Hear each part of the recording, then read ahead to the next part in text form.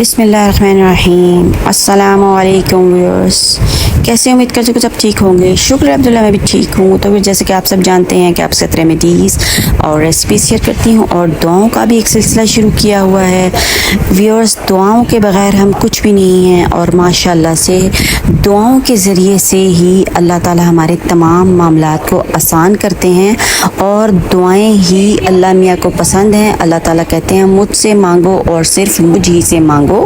तो व्यूअर्स, आज की वीडियो की जो सिलेक्शन है वो है हर किस्म की बंदिश खोलने के लिए। अब वो बंदिश कोई भी हो सकती है, मतलब बंदिश का मतलब है कि बंद कर दिया गया है। अब वो आपको कारोबार हो सकता है, शादी ब्याह के मामलात हो सकते हैं और कुछ भी हो सकता है जो कि बंद कर दिया गया हो। वो आप बेहतर जानते होंगे कि किस चीज़ के बारे में प्रॉब्लम आ रही है।